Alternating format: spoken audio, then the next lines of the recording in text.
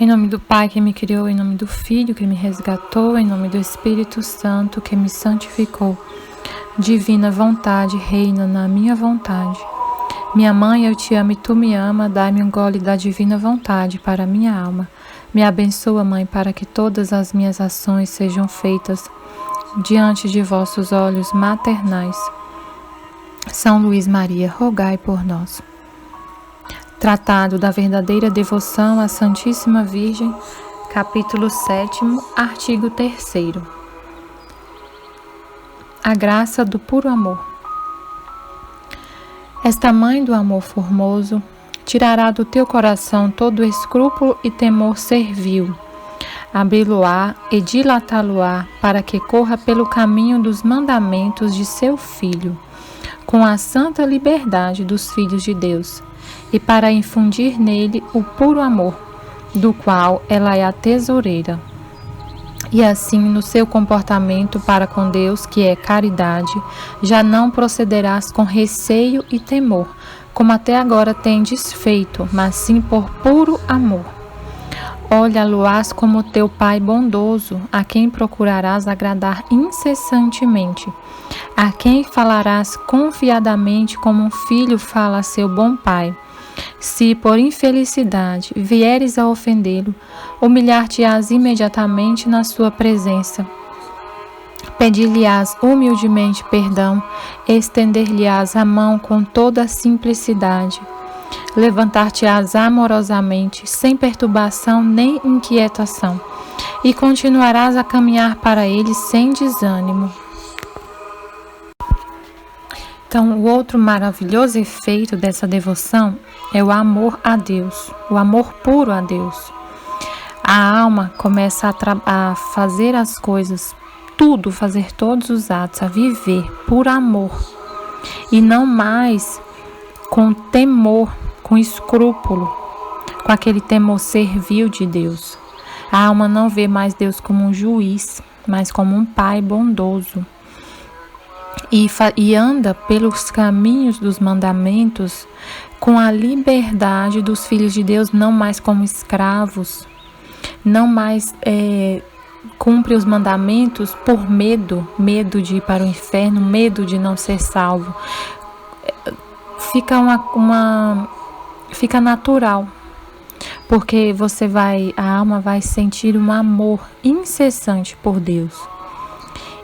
E não vai querer desagradá-lo de forma alguma. É natural você não querer desagradar quem você ama.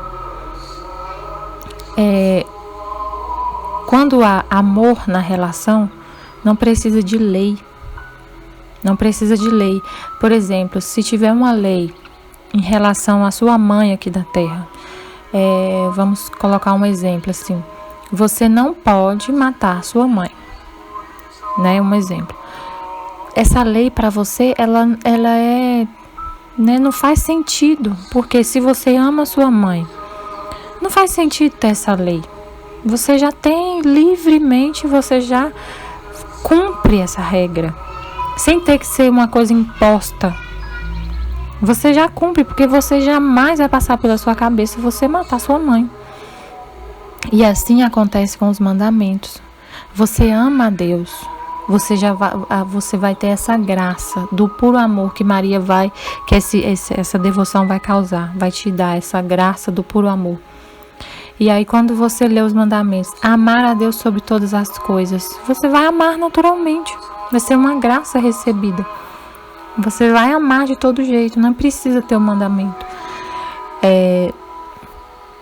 Não faltar à missa aos domingos. Você não vai querer nem faltar, você vai à missa porque você ama ir à missa, porque é o momento que você vai se encontrar com seu pai, na casa do pai, você vai ter prazer, alegria em ir à missa, você vai querer ir todos os dias. Se for possível, você vai todos os dias, não por uma imposição, mas porque você gosta de ir. Então esse efeito é maravilhoso. E você trata com o pai como um pai bondoso, um amigo, uma filha que conversa com o Pai, como a gente conversa com o Pai aqui da terra, a gente vai conversar com Deus. Sem temor excessivo, sem medo. Não vou mais fazer nada por medo, e sim por puro amor. Todas as minhas intenções, todos os meus atos vão ter essa pureza de intenção. Eu vou fazer tudo para agradar a Deus, não a mim, não ao próximo. Não é por estima, não vou fazer nada para satisfazer o meu eu. Sempre o olhar vai ser para Deus em tudo que eu for fazer. E aí eu vou explicar aqui sobre escrúpulo. O que seria o escrúpulo que ele fala? Que a gente não vai mais agir com escrupulosidade e temor excessivo. Aí eu achei um texto de um padre da Canção Nova, Padre Reinaldo Cazumbá. Ele é estudante de psicologia, atua no Instituto Teológico Bento XVI e também exerce a função de diretor espiritual dos futuros sacerdotes. Aí ele vai falar sobre o que é escrúpulo. A palavra escrúpulo vem do latim scrupulo e significa pedrinha, embaraço, inquietação, receio, mas em sentido moral. Designa uma razão muitas vezes insignificante. Porém, pode exprimir a inquietação excessiva que expressa a consciência por motivos fúteis de terem ofendido a Deus. Então, a alma fica, por qualquer motivo, ela fica inquieta, perturbada, pensando que ofendeu a Deus. Vê pecado onde não existe. Esse tipo de escrúpulo pode ser de aspecto natural, doença física e moral, produzindo uma desordem na vida da pessoa, levando-a a uma espécie de depressão nervosa e a pensamentos de obsessão em relação ao pecado cometido. No aspecto moral, a pessoa fica imersa em coisas sem importância, no desejo de ter a certeza absoluta das coisas, fazendo com que tenha um espírito mal esclarecido e obstinado, vendo Deus sempre como um juiz.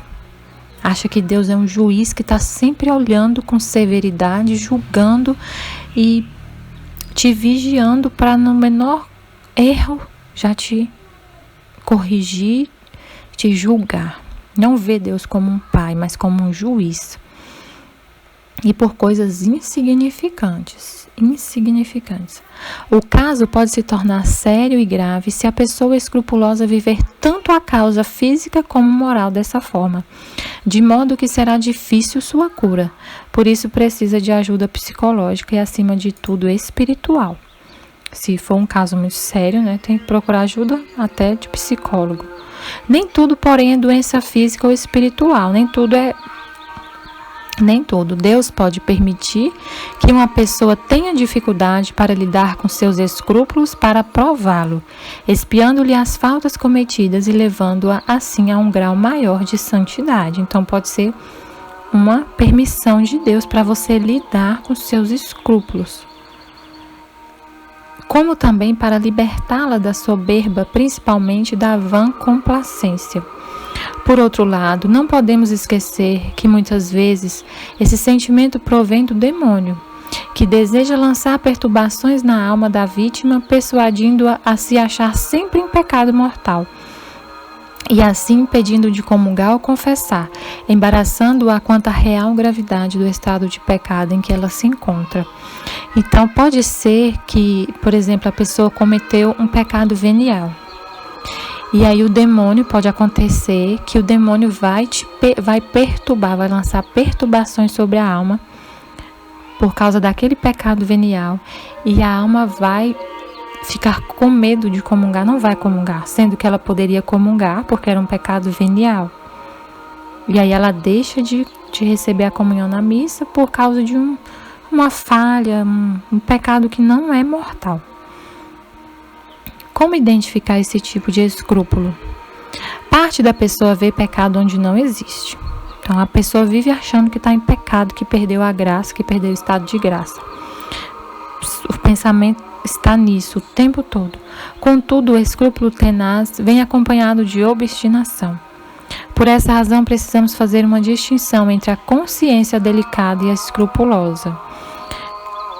A A primeira, a consciência delicada, ama a Deus com fervor e, para agradá-lo, evita pecar, por menor que seja o pecado. Tem verdadeiro horror ao pecado. Conhece sua própria fraqueza, tem temor a Deus, tem consciência de pecado grave e venial. Então, a alma que tem a consciência delicada, ela está sempre vigiando para não cair em nenhum pecado, porque ela ama muito a Deus e ela não quer ofendê-lo de forma alguma. Mas ela sabe o que é um pecado venial e sabe o que é um pecado mortal. E a segunda, a alma escrupulosa, é guiada por certo egoísmo, que a faz desejar com excessiva ansiedade a segurança de estar em graça.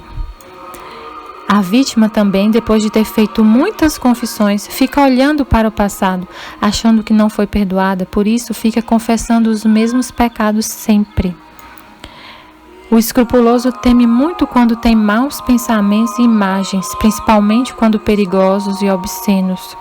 Assim fica se martirizando por haver consentido neles, por isso entra em desespero mortal. Então, um sinal da alma escrupulosa é que ela confessa, não aceita que foi perdoada, confessa sempre os mesmos pecados, fica voltando ao passado. Ela teme muito, ela fica muito com medo quando vem pensamentos na mente, maus pensamentos, imagens que às vezes são involuntários, que não é por vontade dela, ela fica apavorada com esses pensamentos. Sendo que basta que o pensamento ele só é pecado quando consentido. Se vem um pensamento mau à sua mente e você rejeita esse pensamento, sabe que não é seu, que você não aceita, você renuncia, não é pecado. Mas a alma escrupulosa já acha que é pecado mortal porque veio uma imagem obscena na sua cabeça e ela já acha que aquilo é um pecado mortal e já não comunga, já fica com aquela inquietação e perturbação. Isso é escrúpulo. O remédio para curar esse tipo de escrúpulo é buscar um bom confessor e um diretor espiritual. Então, a alma que tá nesse estado tem que confessar, tem que abrir para o confessor. E ele vai ajudar. É uma ajuda divina. Então, aí Jesus vai falar aqui no livro do céu sobre o temor de Deus, ele falou sobre o escrúpulo, ele falou sobre o temor a Deus, que a alma não vai ter mais esse temor excessivo, que ela não quer ofender a Deus, ela ama a Deus sobre todas as coisas, mas ela não tem mais o temor excessivo, mas esse temor a Deus não pode também acabar. Existe esse temor, mas existe o santo temor. E aí Jesus vai explicar o que é o santo temor. Ele fala. Ele está falando nesse trecho, que eu não vou ler o trecho todo, mas o que ele fala, ele estava falando da construção da habitação interior. E uma das peças dessa casa, dessa habitação interior que ele vai vir morar, é o santo temor de Deus. Aí ele fala, para guardar esta casa é necessário um guardião que vigie por toda parte, por dentro e por fora, e este é o santo temor de Deus, que aguarda de qualquer inconveniente, vento ou qualquer outra coisa que possa ameaçá-la. Então, o santo temor de Deus, ele vai ser a segurança da nossa casa, da nossa alma. Ele vai vigiar para que não entre pecado na sua alma. Ele vai estar sempre vigiando. Este temor será a salvaguarda desta casa, que fará agir a alma não por temor da pena, mas por temor de ofender ao proprietário desta casa.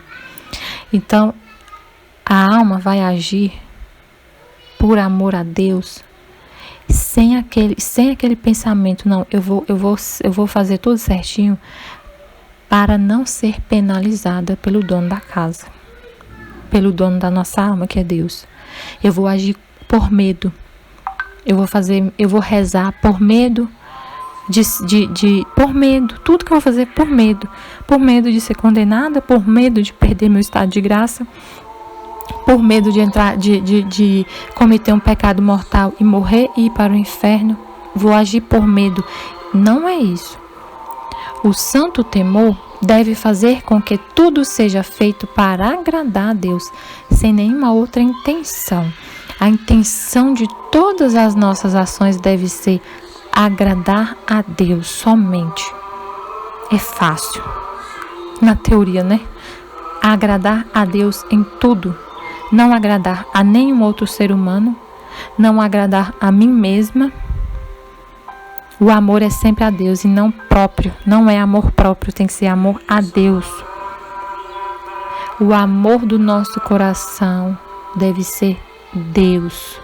O nosso ser deve ser preenchido por Deus somente.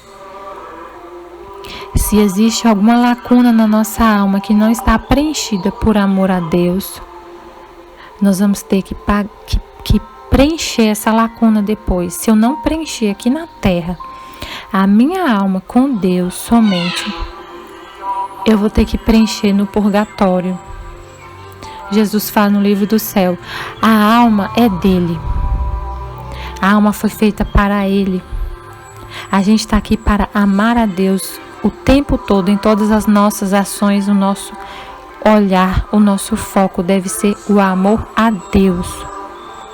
Se eu não faço isso aqui na terra, a minha alma fica com lacunas, com espaços que eu preenchi com amor próprio, com egoísmo, com soberba, com amor ao próximo, com estima pessoal, com desejo de louvores humanos. E aí eu vou ter que preencher depois esses espaços lá no purgatório. Então, se a alma já preenche tudo aqui na terra, já nesta vida, não vai para o purgatório, porque ela cumpriu o seu papel aqui, de amar a Deus, essa pureza de intenção. Este santo temor, vou repetir, este santo temor deve fazer com que tudo seja feito para agradar a Deus. Se eu rezo é para agradar a Deus, se eu ando, se eu falo, se eu medito, se eu converso com as pessoas, se eu trato com as pessoas, se eu cuido da minha casa, se eu vivo, se o meu coração bate, é para amar a Deus. É por Ele que vivo. Assim deve ser o nosso pensamento, a nossa consciência deve estar sempre isso. Deus é o centro, não eu. Não eu. O amor a Deus, ou você tem amor a Deus, ou você tem amor próprio. Tem que ser amor a Deus. Sempre agradar a Deus. Aí ele fala aqui sobre que ele não olha para as nossas obras, mas para a intensidade do amor no agir.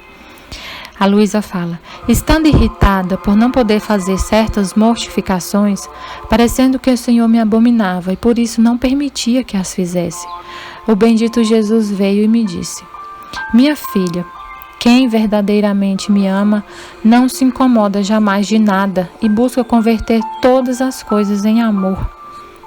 Quem ama verdadeiramente a Deus não se perturba com nada, independente da situação que esteja. Você, por exemplo, quer ir à missa. Vamos supor, eu quero ir à missa. Perfeito, você quer ir à missa, você quer agradar a Deus, você quer amar a Deus, quer ir à missa. Aí acontece alguma coisa e você não pode ir. Por um motivo muito, vamos supor que é no meio de semana, não é missa de domingo, é missa no meio de semana. E seu filho adoece. E na mesma hora da missa você tem que ficar com ele. Você vai se aí quem tem amor próprio, que não faz tudo para agradar a Deus, que não é preenchido inteiramente com esse amor de Deus, vai se perturbar. Ah, mas eu queria ir à missa e começar a perder a paz, e eu falei para Deus hoje que eu ia à missa, e eu fico com medo já começa um escrúpulo, porque eu vou ofender a Deus, porque eu vou deixar de ir à missa para ficar com meu filho. Eu podia arrumar alguém para ficar com ele e ir de todo jeito, fazer de tudo para ir. Mas quem ama verdadeiramente, Jesus está falando, não se incomoda jamais e busca tudo converter em amor a Deus. A alma que ama a Deus vai fazer o seguinte, Jesus, meu amado, o Senhor sabe o quanto eu queria ir à missa. O Senhor sabe o quanto eu desejaria estar contigo, comungar seu corpo, mas eu não posso. E eu te ofereço esse desejo que eu tenho de ir. Eu ofereço esse desejo. E para ficar com meu filho, que eu sei que essa é a sua vontade, que tudo que acontece na minha vida é vontade sua, eu não vou ficar com ele, vou cuidar dele com muito amor, por amor a ti. E eu te ofereço a vontade e o desejo que tenho de estar lá. E ofereço em reparação a todas as pessoas que podem estar lá e não vão, e não querem ir. Então você converteu isso em amor a Deus. Então de todo jeito você está amando a Deus, não precisa se perturbar. Aí ele continua: por que motivo você queria te mortificar? Certamente por meu amor.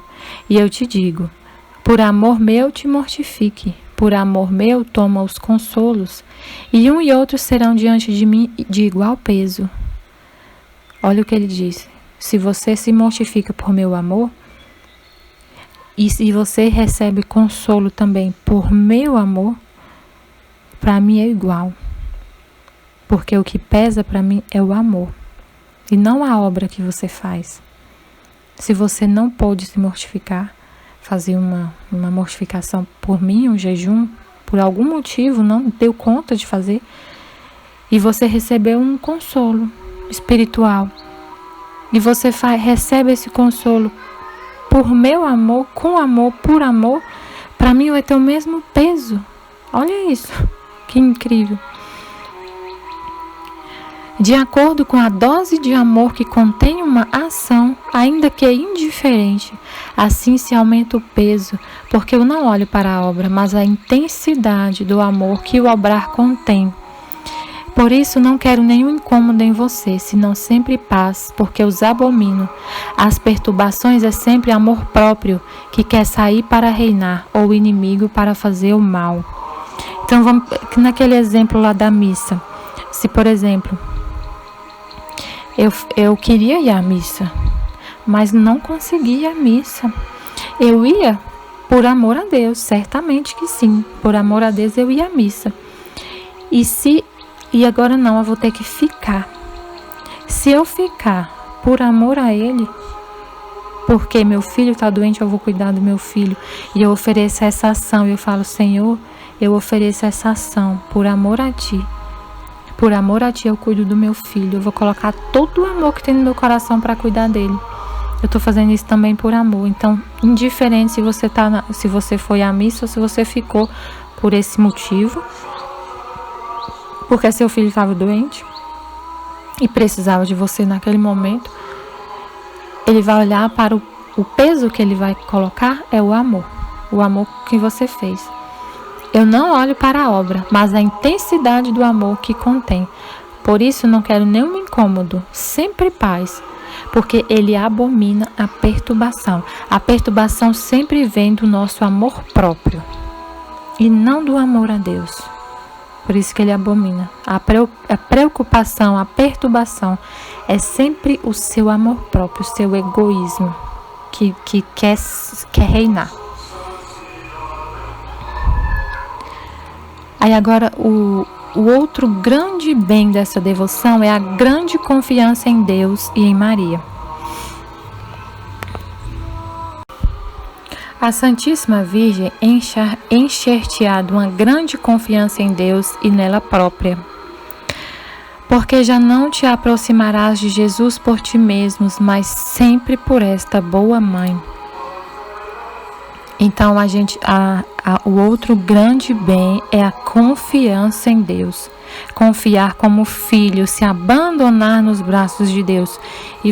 Porque você vai até Ele através de Maria. Você não tem mais medo, porque sua mãe vai te levar.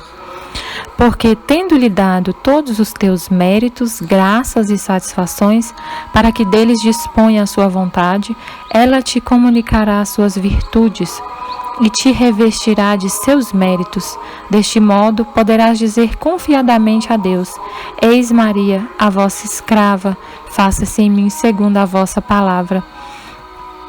Então você vai até Deus, como na história de Rebeca e Jacó. Você vai vestida com a veste nova. Deus vai ouvir a tua voz, vai reconhecer a voz de um pecador, mas vai olhar para você e vai ver as vestes de Jesus, os méritos dele e os de Maria. Ela vai te cobrir com os méritos dela, com as graças dela. Então, você pode confiar cegamente que sempre vai ser agradável a Deus, porque você está de roupa nova. O velho homem morreu e renasceu no Espírito. Maria vai comunicar todos os seus méritos, graças e satisfações. Porque te deste inteiramente a ela de corpo e alma, ela que é liberal com os liberais, e ainda mais do que eles, retribuirá entregando-se a ti de maneira maravilhosa, sim, mas verdadeiramente real. E depois disso poderás dizer-lhe com santa ousadia: eu sou vosso, Virgem Santíssima, salvai-me. Ou então, com o discípulo amado, como já disse antes: eu vos recebi, ó Santa Mãe, como todo o meu bem. Poderás dizer ainda, com São Boaventura: minha querida Senhora e Salvadora, agirei com confiança e sem temor, porque vós sois a minha força e o meu louvor no Senhor. Nos braços de Maria a gente não tem que ter medo de nada. Ela vai nos levar até Deus, ela vai transformar a nossa alma, ela vai nos deixar como Deus quer. Ela sabe exatamente como ser agradável a Ele. E ela vai nos levar dessa maneira até Ele, vai nos apresentar dessa maneira, se formos fiéis a esta devoção. E noutra passagem: eu sou todo vosso, e tudo o que tenho vos pertence, ó gloriosa Virgem, bendita acima de todas as coisas criadas. Colocar-vos-ei como um selo sobre o meu coração, porque o vosso amor é forte como a morte. Poderás dizer a Deus com os sentimentos do profeta: Senhor, nem o meu coração, nem os meus olhos têm motivo algum para se elevar e orgulhar, nem para buscar coisas grandes e maravilhosas, mas nem por isso sou humilde. Levantei e animei a minha alma pela confiança. Sou como um menino desmamado e encostado ao seio de sua mãe. E é nesse seio que sou cumulado de bens. O que aumentará ainda mais a tua confiança nela é que a fizeste depositária de tudo o que tinhas de bom, para tu guardar ou para o dar aos outros. Terás menos confiança em ti e muito mais nela, que é o seu tesouro. Então eu coloquei todos os meus bens, os valores de tudo que tenho nela. Eu não confio mais em mim, eu confio nela. E ela é a Mãe de Deus, digna de muita, muita, muita confiança. E ela vai nos incutir essa confiança a Deus e nela. Oh, que confiança e que consolação para uma alma poder dizer que o tesouro de Deus, onde Ele guardou o que tem de precioso, é também o seu tesouro. Como diz um santo, ela é o tesouro do Senhor. Nós vamos guardar nossos bens no mesmo tesouro que Deus guardou os seus. Olha que grandeza. Jesus disse no livro do céu: eu depositei todos os meus bens, os bens da redenção e a minha vida na minha mãe. Todos os tesouros da redenção, a vida de Jesus está nela. E nós vamos depositar nesse mesmo local os nossos bens, os nossos pequenos tesouros, o pequeno valor das nossas obras. Vamos colocar no mesmo lugar que Deus coloca. Imagina que temos aqui um banco. Vamos pensar num banco, né? E aí você vai ter conta no mesmo banco que o Rei do Universo. É isso que a gente está falando. Existe um banco onde você é correntista e Deus também. Imagina, você é o mesmo banco. A grandeza dessa devoção. E você vai depositar o valor das suas pequenas obras, só que você é pobre. Pobre. O valor dos seus bens é mixaria. E Deus é infinitamente rico. E Ele deixa os bens dele nesse banco. que você, pobre, que não tem nada, também deixa. A confiança que existe nesse banco, a segurança que existe nesse banco é infinita. Você de graça, você vai ter conta nesse banco para depositar seus pequenos valores. É uma graça muito grande, muito, muito grande. Aí Jesus vai falar no livro do céu sobre o que São Luís falou de Maria nos dar seus méritos, né? Nos vestir com seus méritos.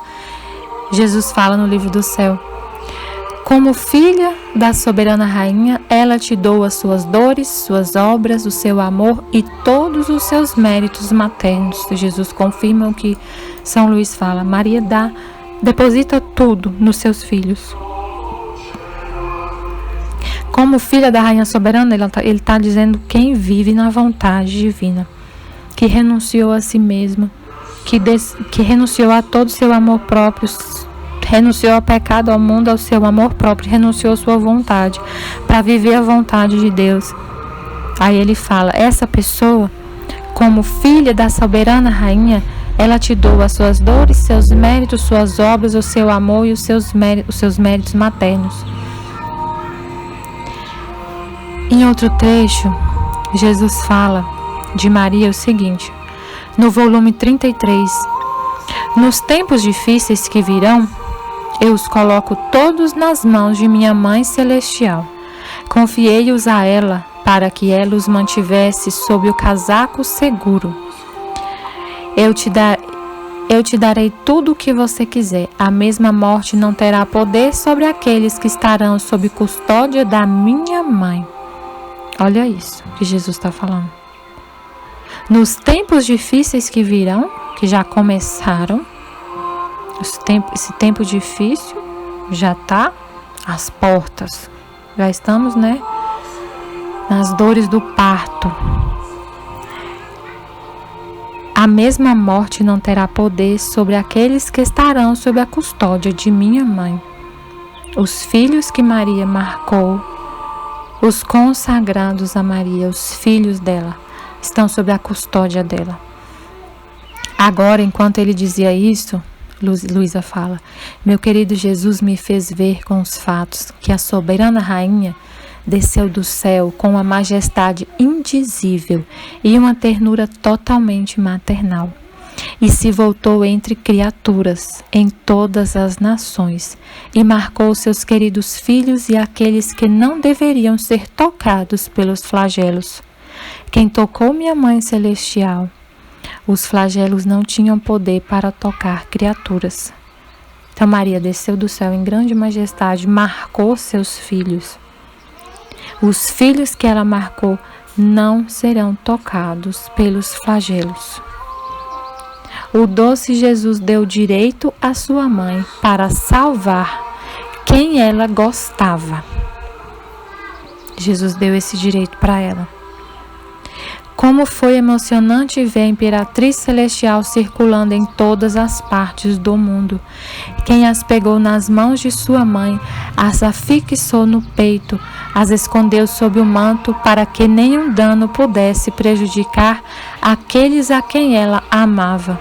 Bondade mantida sob sua custódia, guardada e defendida. Então, esse trecho é incrível, né? Jesus confirmando tudo o que São Luís fala sobre os filhos de Maria, sobre os consagrados.